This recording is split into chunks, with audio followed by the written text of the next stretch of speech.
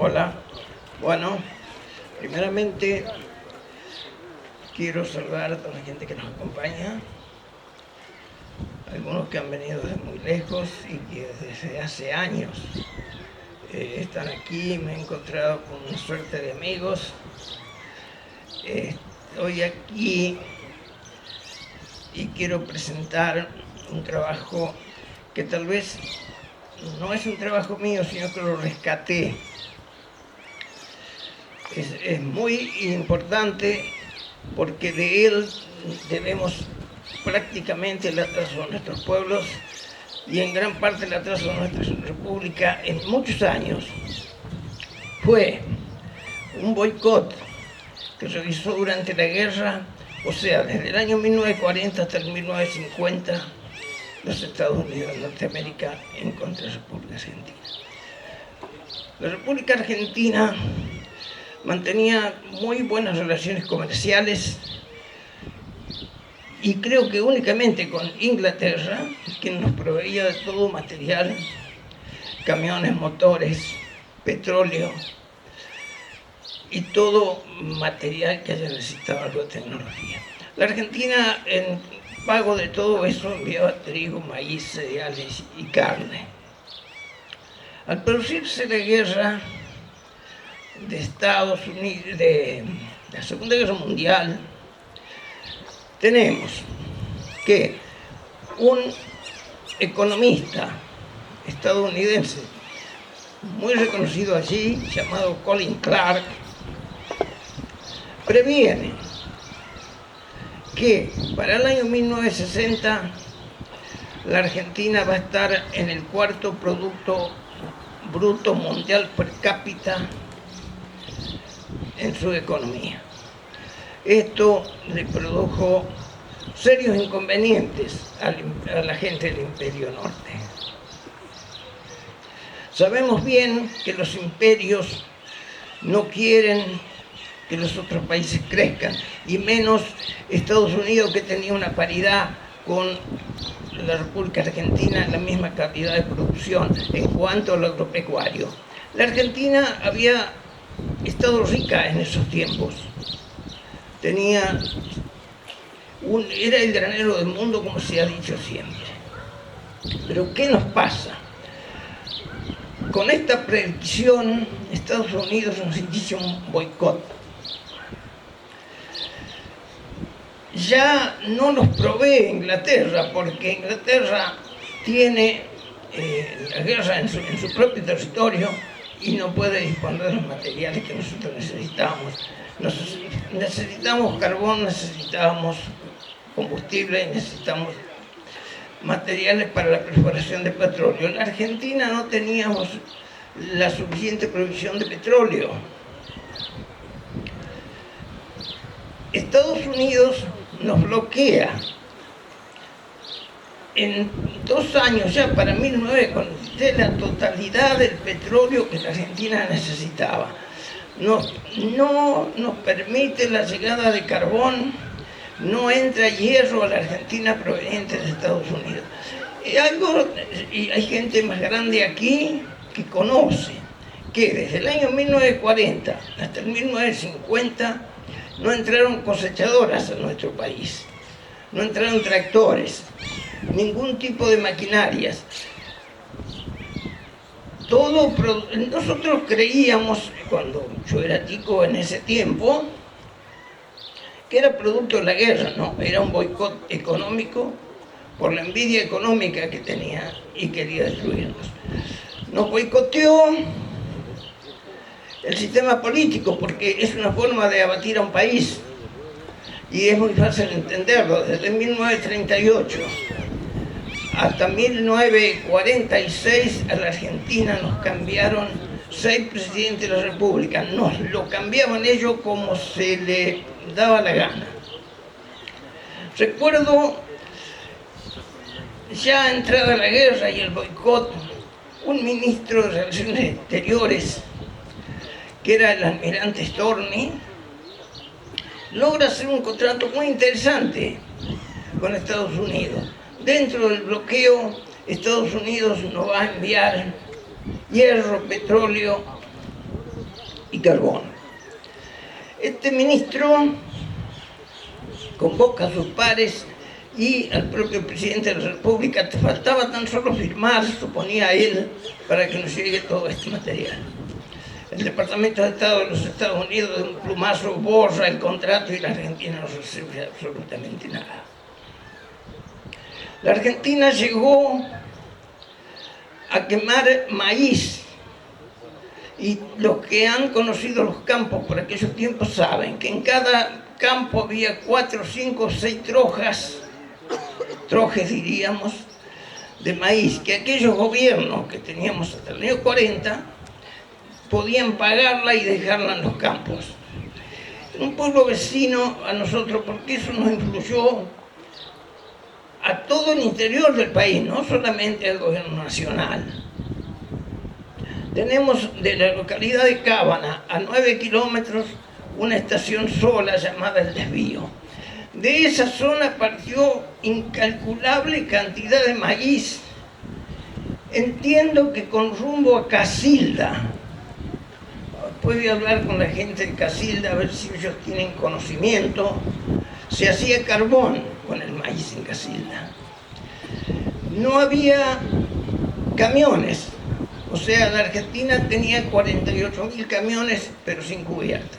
Los que vivían en aquellos tiempos los conocían perfectamente. Yo era niño todavía cuando veía en los garajes los pocos autos que había estaban sobre tacos de madera, porque no había cubierta. Luego, del año 43, aparece un bono para comprar la nafta. No había tampoco repuestos. La Argentina no podía exportar absolutamente nada porque no había petróleo para sus barcos, no había carbón para sacar del interior del país con sus máquinas, con sus ferrocarriles que eran ingleses, los productos del interior del país. Solamente entraban con algún poco material que les brindaba Chile, de un contrabando, ya estábamos medio acostumbrados nosotros argentinos, un poco de Brasil.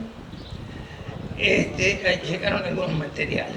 En el año 1946, por unos días, se cambia al ministro, al secretario de Estado de los Estados Unidos y entra el señor Rockefeller.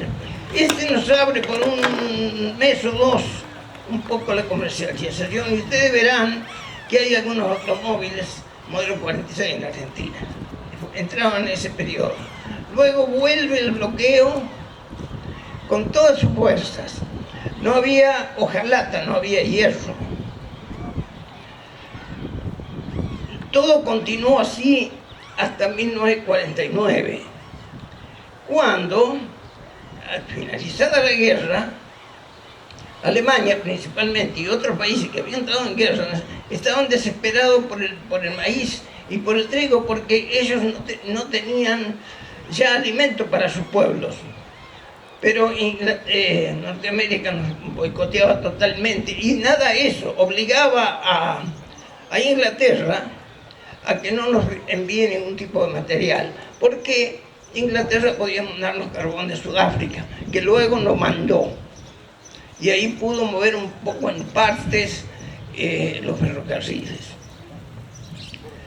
En nuestro país el trigo iba a parar a los cerdos y a las vacas, y el maíz a las locomotoras.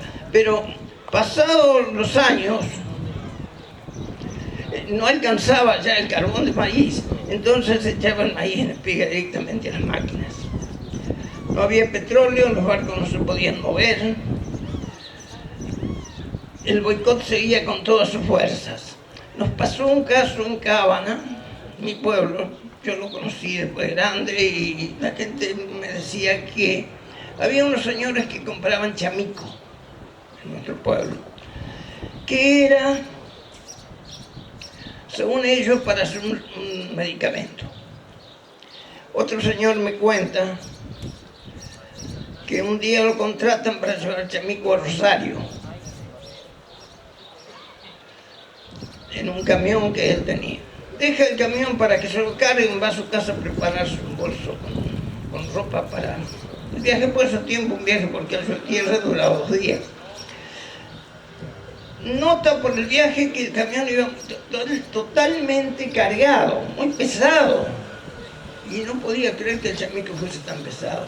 Entra en Rosario a un corralón, donde tenía la dirección que tenía que llegar. Allí vienen dos personas con unas botas muy largas de cuero y dos horquillas y empiezan a bajar el chamico. Lo tiraban al suelo. ¿Qué había debajo del chamico? Había chapa de barrera. ¿Para qué era la chapa de barrera? Para hacer cajón de muertos. No había hojalata y había que sufrir cualquier cosa. La chapa de barrera, para los que la conocieron, fue una chapa que proveía el gobierno a través de lo que nosotros le llamamos defensa agrícola para combatir la langosta. Pero era propiedad del gobierno, en este caso lo habían robado. Bueno, esta es la situación porque atravesó, y nuestro país con esto sufre, nuestro interior y nuestro país un tremendo atraso. Nacen las grandes fábricas de cosechadoras, pero no eran fábricas en ese momento.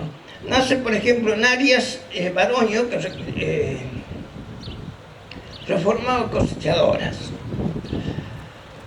De arrastre la hacía motriz, pero tenían un problema tremendo. No había motores. El motor que la máquina tiene, la trenzadora sola, porque se remolcaba, era muy chico. Tampoco había caja de velocidad y no había diferenciales, no había transmisión para esas máquinas.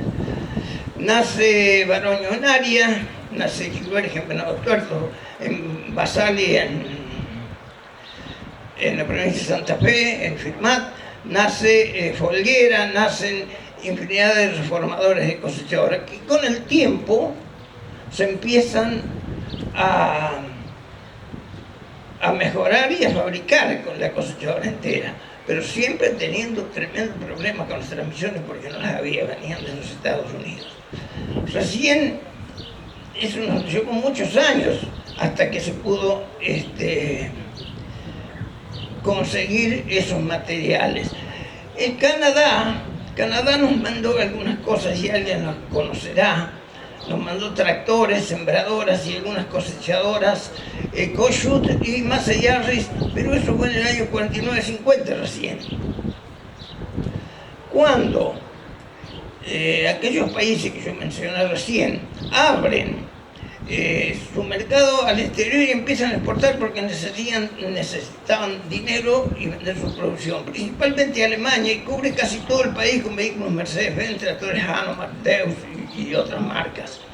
Allí tuvo que aflojar el boicot de Estados Unidos, se quedaba sin mercado. Bueno, esa es una situación por la que atravesamos. Yo traje allí las carpetas que era comprarlas, tienen el precio y costo de las fotocopias. Es un drama muy grande que sufrió en nuestro país. Yo lo rescaté de una vieja revista del año 1981 que este señor Colin Escudé, que era un diplomático argentino destacado en Inglaterra, en Estados Unidos, hace una disertación en la Universidad de Yale, toma el material al abrir los archivos en Estados Unidos, tanto en Yale como en Oxford, para encontrar el porqué de aquel problema. Cuando se sucede aquel problema, al terminar la guerra, algunos le echaban la culpa de todo a Perón, otros a la dependencia, y creo que estaban un poco seguros, dependíamos de otros. Nuestros gobernantes hasta ese momento, bien, eran poderosos económicamente, se habían olvidado de generar ingenieros, de ingeniar industria. No había estadistas, tampoco sabía la gente lo que iba a producir la guerra. No nos olvidemos que al terminar la guerra vino una revolución tecnológica tremenda que nos pasó por arriba, y Argentina se quedó en el tiempo. Bueno, eso es más o menos una parte de lo que yo quería resaltar. Como digo, nos mandaban, a cambio de que le mandemos petróleo a Uruguay y a Brasil, nos iban a mandar un poco de maquinaria para la extracción de petróleo. No se olviden que la extracción de petróleo no había todavía, los países árabes estaban en sus comienzos. Sí tenía la Argentina, lo único que nos sobraba era trigo y maíz. Otro problema que tuvimos fue con el aceite de lino. Estados Unidos e Inglaterra pisaban aceite de lino, pero la Argentina no tenía barcos porque no había petróleo. Inglaterra y Estados Unidos no podían mandar barcos a retirarlo, puesto que los submarinos alemanes lo iban a echar a pique. Estados Unidos intentó hacer un pool petrolero, invocando a varios países, entre ellos la Argentina. La Argentina ya había rehusado anteriormente porque era un pool tan solo para beneficiarlos a ellos, como todos los emprendimientos que tiene los Estados Unidos. Sí, son buenos emprendimientos, pero son efectivos para ellos. La Argentina rehusó por esa causa y porque tenía que entregar, aparte de eso, una parte de su petróleo a ese pool. Y sabía además que al saber el enemigo, los guerreros, esos barcos iban a estar en poco tiempo bajo el agua. Así seguimos hasta 1950, que recién comienzan a entrar un poco de materiales que nos manda Europa en su gran problema con el hambre que había. No se olviden que tuvimos 6 años de guerra. Bueno, yo allí traje unas carpetas que aquí están a disposición. Les recomiendo que lo lean y se interesen porque es un problema gravísimo que sufrió la República Argentina y todo el interior del país. La falta de cubierta, la falta de petróleo, no se podía mover, lo único que andaban eran los carros a caballo. Bueno, ese es más o menos un poco el panorama que reflejo en ese trabajo, que lo repito, no es mío, sino lo rescaté. Es muy interesante, léanlo. Muchas gracias.